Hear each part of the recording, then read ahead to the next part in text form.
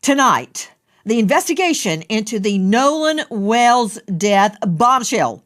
Joining us tonight, Nolan's friends' lawyers fight back. Who's telling the truth? They think they know, but do they? I'm Nancy Grace. This is Crime Stories. I want to thank you for being with us.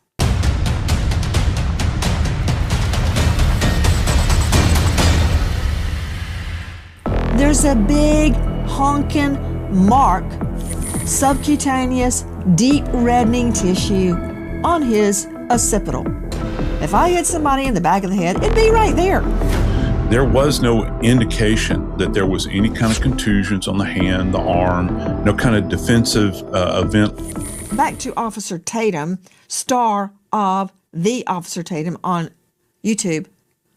Have the friends taken polygraphs? Well, from my understanding, all but I believe one took a polygraph, and from what was told to me that they all passed. And all of the ones that took a polygraph took one without a lawyer. And they cooperated with law enforcement. So from my understanding, everybody took a polygraph test. Why do you say that's from what you understand? Did they tell you they took a poly and passed? Yes, ma'am. They told me that they did it. I wasn't there. So that's what I'm saying from my understanding. They told me that all the boys except one, which is Warren, I believe, took a polygraph test. All of them did not have lawyers and did it and cooperated with police. Warren also cooperated with police. I just believe he didn't take a lie detector test, but Warren is the young man that I interviewed. So according to what they told me, they all took a lie detector test and passed. And it's an equivalent of a lie detector test. It's not a traditional lie detector test, but it's the same theology of trying to get to if a person is lying. I don't know the name of it. It's an equivalent of a lie detector test. It's a different methodology. I don't believe it was a polygraph test. I believe they took other stressors in order to analyze if the people were telling the truth or not. So then the answer to did they take a polygraph would be no. The official transcript reads like a study in controlled deflection.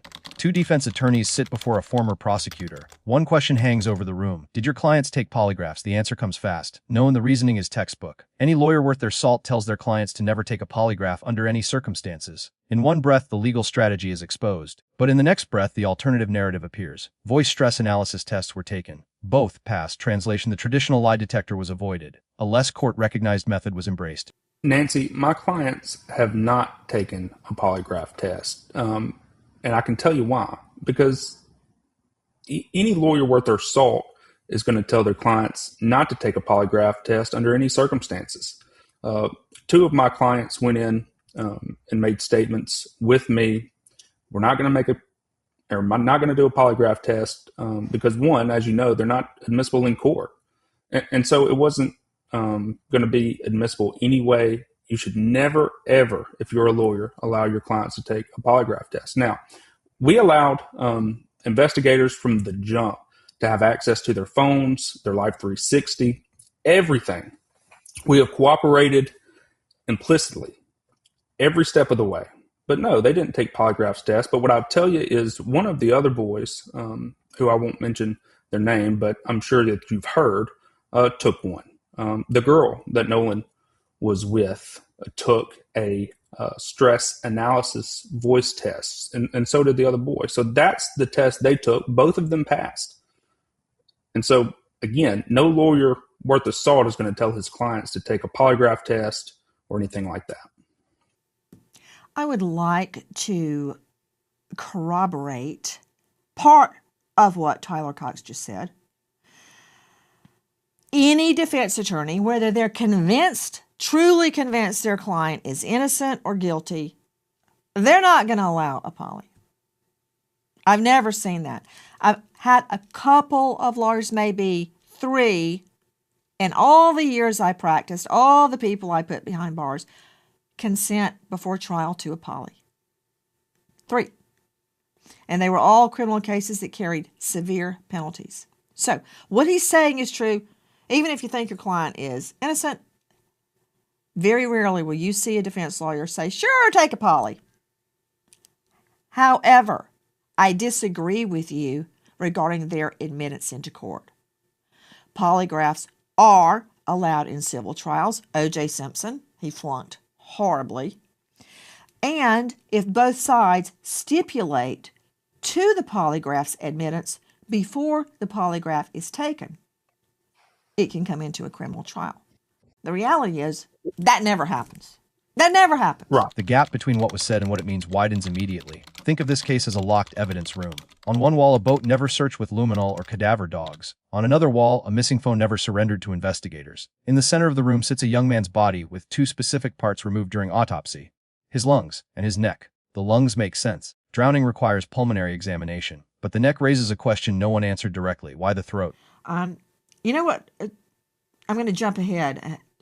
But regarding the body, regarding Nolan's body, we've heard all sorts of inflammatory things. But the one thing that, well, many things are very interesting and probative. For instance, why was Nolan's neck of so much interest to the original medical examiner that it was removed? His foot wasn't removed. His toe wasn't removed. His ear wasn't removed. Why his neck? The lungs and the neck were removed, which obviously Edward Pulsick touches on COD, cause of death. I understand why the medical examiner took his lungs. He had to run tests on them to determine, did he drown?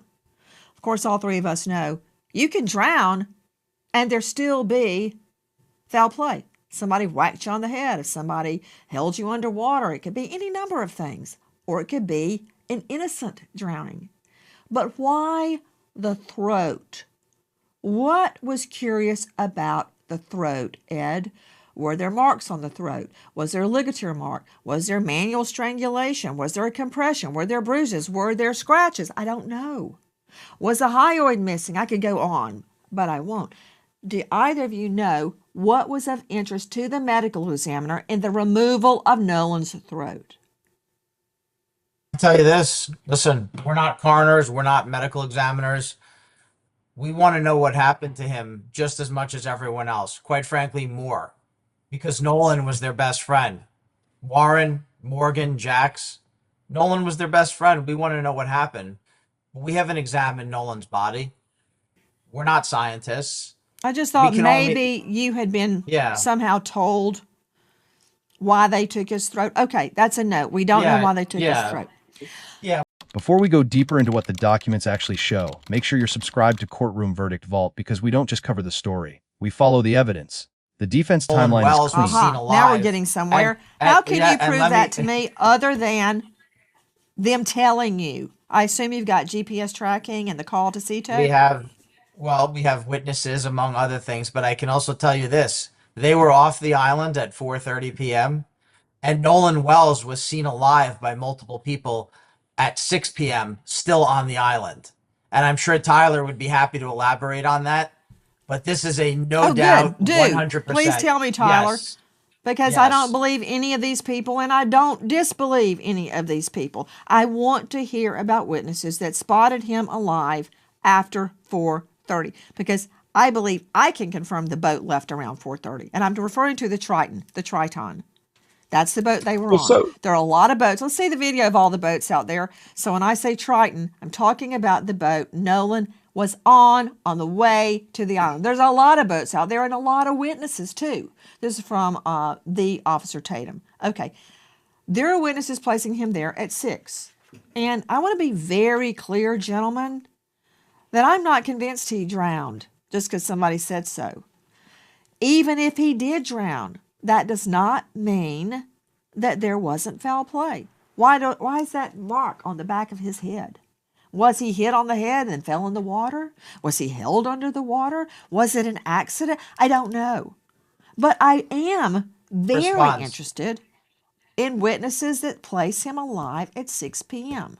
Please tell me, Tyler Cox. The Triton left Horn Island at 4:30 p.m. Nolan Wells was seen alive at 600 p.m. 2 witnesses. Positive identification. Separated from the friend group by age and association. If true, the 3 young men are exonerated by clockwork alone. So, Nancy, look, we have had multiple witnesses reach out to us. 2 confirmed witnesses that saw Nolan Wells on the island around 6 p.m. on July 4th, well after the Triton, as you said, left around 4:30. And so those witnesses have went to investigators, they've talked to the police, and they've done what they're supposed to do. We've cooperated 100%. So has Where did they those see him, witnesses. Tyler Cox? Where did the witnesses see them? Do they know him well enough to make a positive ID? Hey, speaking of a positive ID, control room, please pull up a photo that we showed a couple of days ago. There are 2 or 3 women, white females, walking along the beach, as I recall, each clad in a bikini. There is one, I believe, a white male and one black male walking with them. That, can you zoom in a little bit? That's not really helping me that much. For instance, did your witnesses know Nolan? Can they identify him? Because I'm looking right at this and I cannot identify if the male behind the female on the white, the female wearing a white hat, I can't tell if that's Nolan or not. It's a very blurry photo. I can't make it out. So, do your witnesses know him? I mean, let me see my guess, please. Mr. Polczyk, Mr. Cox, I know the 2 of you. I don't see both of them. There they are. The 2 of you have tried a lot of cases, as have I. To get in or attack an eyewitness, and it's in the code, the official code of Mississippi annotated. There are prescribed methods under which you cross-examine an eyewitness. For instance, does the witness know the target? Was the lighting sufficient? How far away was the witness? What were the conditions of the eyewitness identification? Was the eyewitness inebriated or high or otherwise incapacitated? How far away were they? Do they wear glasses? It goes on and on and on. It's laid out in the code. Tell me about these witnesses. How do they know it was Nolan? Hey, control room, show me that picture of Nolan on the boat. He's bent over. All I can see are his legs and his behind. The only reason I think that's Nolan is because it matches his swimsuit. Did they see that? How can they identify Nolan? First to you, Tyler. Well, I'm not sure if the witnesses saw that picture that you just put on screen, but I can confirm to you that these witnesses know Nolan. They've known him for a long time. They were able to make a positive ID. And they told that to investigators. They told them that from the very start. Had they been drinking? That I do not know. How are they sure it was 6 o'clock? Look, I'm not saying you're wrong. I'm asking the questions I would ask in court. How do they know it was 6 o'clock? Did they go, oh, there's Nolan Wells at 6 p.m.? Well, I'm pretty sure, Nancy, they were aware of the time. I'm not sure if they were drinking or not, but they're the ones that came forward to police and investigators, and that's their story to tell. What I'm telling you is they made a positive ID on Nolan Wells around 6 o'clock, and they told that to investigators, all while our clients were off the island around 4:30. So we have positive identification on Nolan on the island an hour and a half after our clients left. So, as you know from your experience as a prosecutor, they can't do 2 things at once. They can't be on the island at 6 o'clock and be on the boat gone off the island at 4:30. But then the cross-examination begins. Do the witnesses know each other? Yes. Were they together that day? Yes. Had they discussed their recollections before speaking to police? The lawyer pauses. Well, I'm sure they did, Nancy. That is not a contradiction. That is a crack in the foundation. And cracks have a way of spreading. Here's my question to you. Are these witnesses friends of your clients? I don't think they're friends, and they're not even the same age. Okay. Next question. How many witnesses place him there on the island at 6-ish? At least 2 that I know. 2. Do the witnesses know each other? Yes. Were they together that day? Yes. Have they had a chance to discuss their recollections with each other before they came to police? Well, I'm sure they did. Nancy, look, they did what they were supposed to do, and they spoke to police officers. And you know as well as I do that if investigators or a DA's office had any sort of probable cause to make an arrest in a case like this, they would. They would have. Or they may be gathering evidence to make sure they've got all the evidence that there is. I mean, I would wait until I had all the evidence, including a completed autopsy. The boat was offered to law enforcement. That sounds cooperative. But when pressed on whether luminol was used, whether alternative light sources scanned the deck, whether cadaver dogs ever walked the hull, the answer collapses into deflection. My clients don't own the boat, ask the owners. The former prosecutor leans forward. Do I look like I just fell off the turnip truck? The question lands like a gavel, because in any ordinary investigation into potential foul play, you search the boat. You document the search, you clear the scene, or you build the case. Neither happened. That is not speculation. That is an investigative void. Nowhere to hide. There, anyway. Guys, let me move to the boat, the Triton. Has the boat been searched by authorities? I do not believe that it has been searched by authorities, but it's been available to authorities this entire time. If authorities wanted to come see it, they're more than able to, and have been. Okay, I find that very interesting, Tyler, and I'll tell you why. In so many cases that I've prosecuted and covered and investigated, you see defendants, targets, trying to get rid of evidence. You see them cleaning the boat. You see them washing it down. You see them trying all sorts of methods to get rid of evidence. It's interesting to me and somewhat probative that your clients have offered the boat up to law enforcement to come and search it. I'm curious, has the boat not just been searched with the naked eye? Has luminol been used on the boat? Has alternative light sources been used on the boat? Has a cadaver dog come to the boat? Has a scent dog come to the boat? To your knowledge, either one of you. To my knowledge, Nancy, I do not believe that has happened. But again, my three clients, either one of them, none of them own that boat. So if it has, you would have to ask the owners.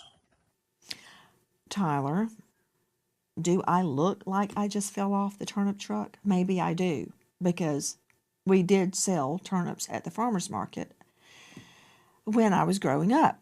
That said, you telling me my clients don't own the boat, so you'd have to ask the owner. Come on. You and Paulsick know if the boat has been searched.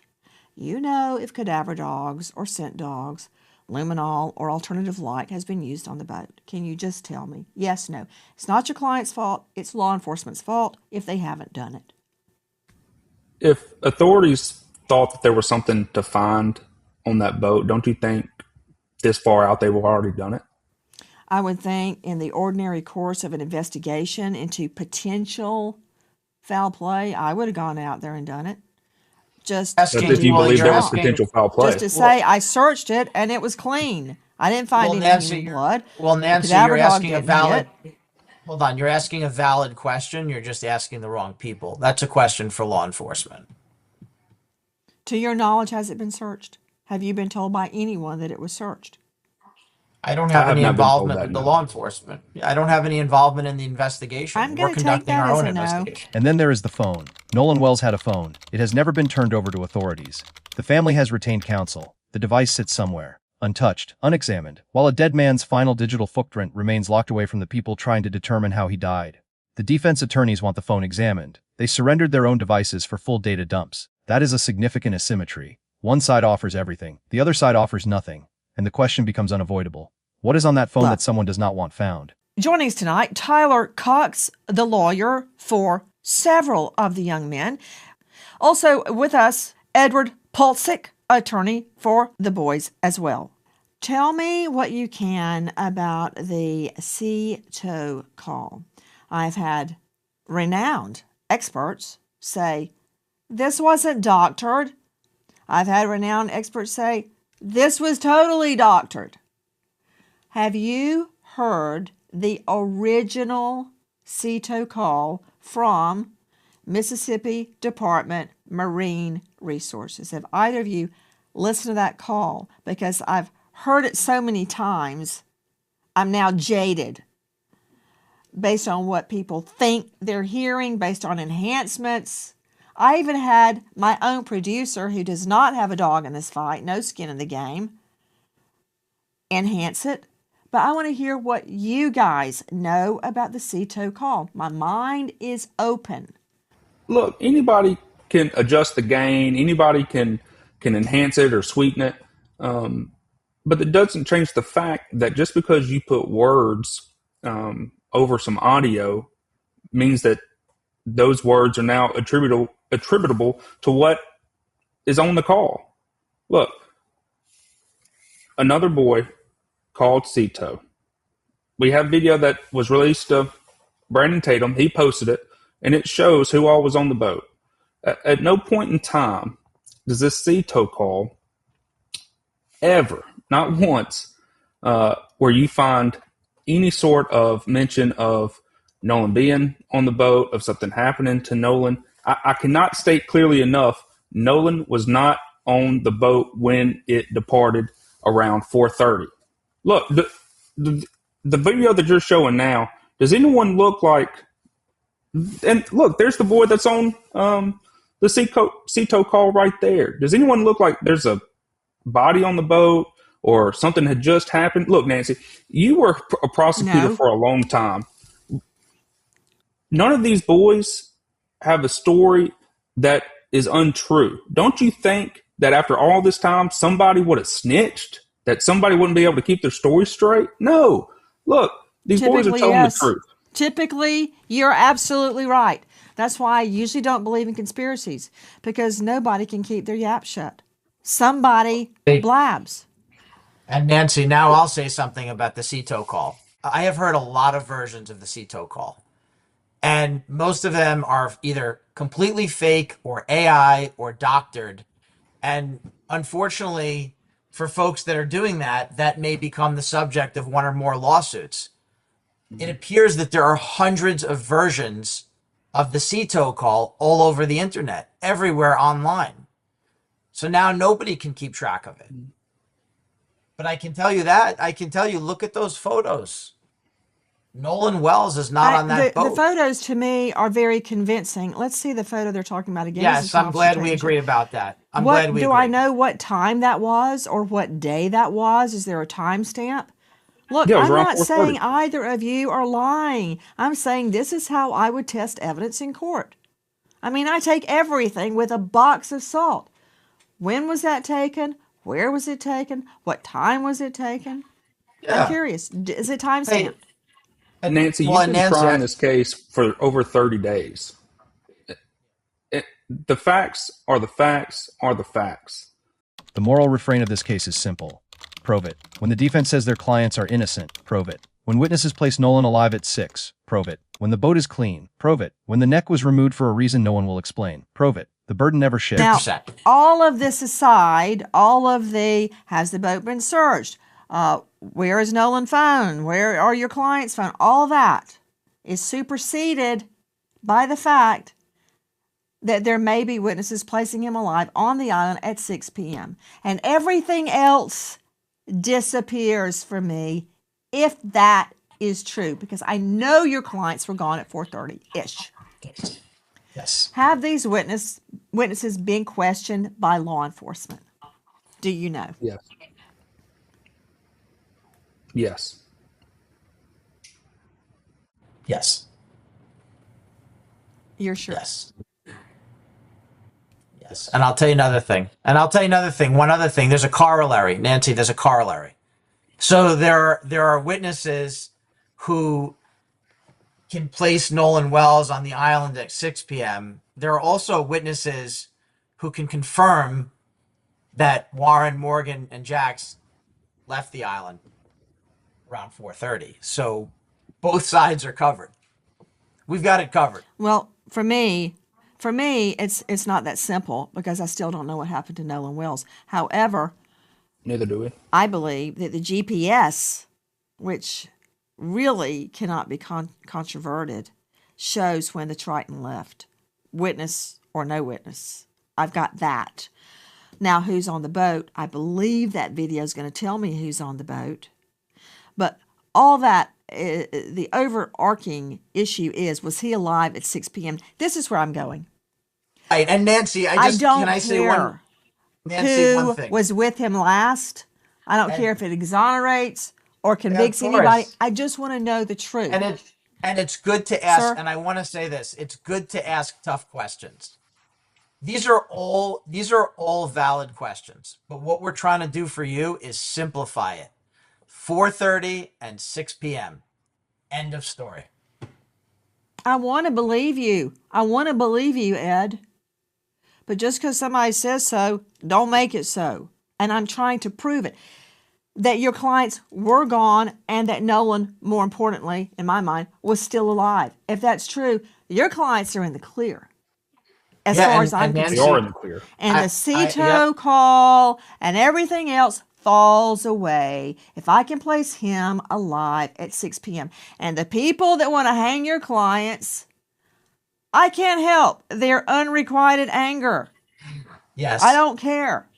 Because somebody, in my mind, was the last person to see Nolan Wells alive. But neither does the search for truth. And 1 month after a young man washed up on Horn Island, the single most damning fact is not what has been found. It is what has never been searched. Here is your ticking clock moment. If a federal investigation entered this case tomorrow, and if that phone was finally extracted, and if that boat was finally processed, how long would it take before the official timeline of July 4th collapsed entirely? This is not a political scandal. This is a race against evidence degradation. Why in the world would these witnesses make themselves public after you've seen more than 30 days of death threats, in-person threats, credible threats, people making threats and getting arrested, all geared towards these boys and others? Why would they become public? Why would they here's come one out answer. public?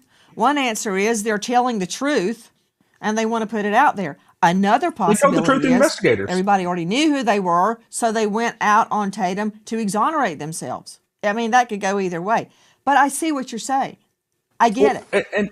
And Nancy, I still don't know Nancy, have you ever Yes. seen any other people accused of the crimes that online internet trolls have accused these boys of go and do podcasts, do interviews, have their attorneys go and advocate for them like this on a national platform like this? If we weren't 100% sure and they weren't 100% sure that nothing they did was in connection to Nolan Wells' death. They left the island at 4:30. He was spotted on the island after that at 6, alive and well.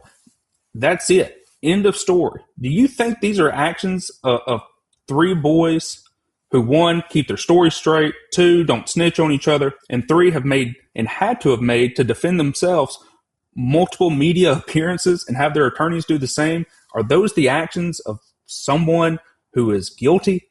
No. Typically, no, I agree with you. But there are cases where killers go out in the front of it and make all sorts of pleas. Please bring my wife home. Please bring my little But babies Nancy, home. here's- So yes, let me I give have you a seen really- that. I know that's not what you want to We hear, have to. but yes, I have seen it. Right. And Nancy, Me neither. let me give you a really important point here. And by the way, I appreciate some of the things you're saying. And let me just say this. This might be the most important thing. Look, we have a lot of humility.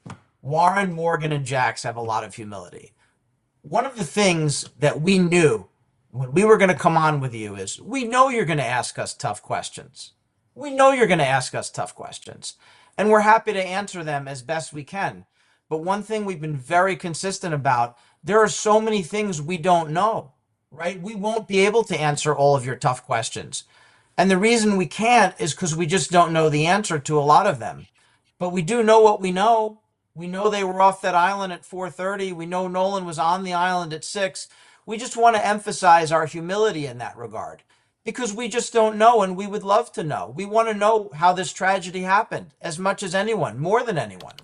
Every day that passes, forensic traces fade, witness memories blur, digital data overwrites. The case is not frozen in time. It is decaying in real time. So ask yourself this. If you were the last person to see Nolan Wells alive and you knew your phone contained the final timestamp of his existence, would you hand it over voluntarily? Or would you wait for a warrant? The distinction matters. If I thought I had convicted the wrong person, I couldn't live with myself. Sad. I personally investigated every case I ever tried and put before a jury. I do not want the wrong person, an innocent person, to suffer claims and allegations, much less go to jail. But I do want the right person, if there is a right person. Right. If there is. Which leads me to, I want to believe you and I want to believe your clients.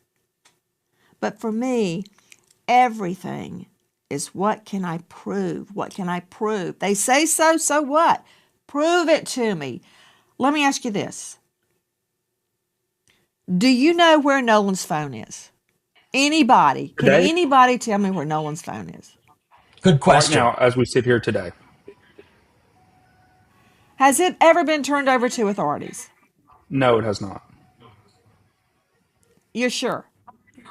Yeah. I believe that Ben Crump, using local counsel, sent a letter out just last night, gave it to Don Lemon on his show, and Don Lemon on his show confirmed that they have not given the phone to investigators. Well, that's on investigators because they need to get the phone and they need to look at it. How are they going to get it if they don't give it to them? Warrant? Subpoena Ducas Based Tecum? on Grand what? jury subpoena Ducas Tecum? Sure, but it hasn't been to the No grand one's jury phone? yet. Hasn't been to the grand jury There yet. is. Are you telling me you don't think a grand jury is convening on this? I think they are. I don't think they have looked at Well, the you case said, how do yet. you get the phone? You obviously get the phone. Police go say, hey, can we look at the phone? And they go, sure, here it is. That's one way. Well, Or you're what if they don't give it to investigating a them? potential crime. You get a warrant and you go, hey, give me the phone. Here's the warrant. That's two ways. Or you get a grand jury or a judge's order. There's all sorts of ways to get that phone. Well, Nancy, You could Nancy, just ask why, and they hand it over. Yeah, Nancy, Why didn't they give it to why him? has the, yeah, Nancy, why, yeah, why is that phone hasn't been turned over? Why? I Why guess would it the hasn't DA's been office asked need to for, get a warrant? But I think it should be, and I think it should be asked for. Look, I am not stirring the Nolan Wells phone pot with you. I got bigger fish to fry with you two gentlemen. I'm just curious.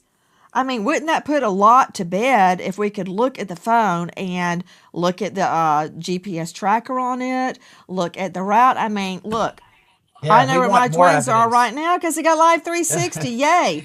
Nancy, Why can't we want look more, at that? I mean, Nancy, we want more evidence. Let's get it all. That's the thing. That's the beauty of it. When you're telling the truth and you're representing three innocent young men, the beauty of it is you want more evidence. We gave our phones up. We let them do a Yeah. phone dump of our phones. which I find very, very interesting. Because a phone dump, everybody shows where the phone's been, what time it was there. It's not hard to do. It pings off phone cell towers, and you can Yep. tell as it progresses along. Not hard, easy. And I find that probative because it will tell me when the boys went to Horn Island, the young men, and when they returned. The family is waiting, the public is watching, and the answer to how Nolan Wells died may already be sitting in evidence, untouched, know unsearched, the unspoken. truth. And my burning question at this hour is if those witnesses are telling the truth, that Nolan Wells was alive at 6 p.m., how did he die? Who was the last person with him? And why, tonight, 1 month later, do we not know the truth of what happened to Nolan Wells?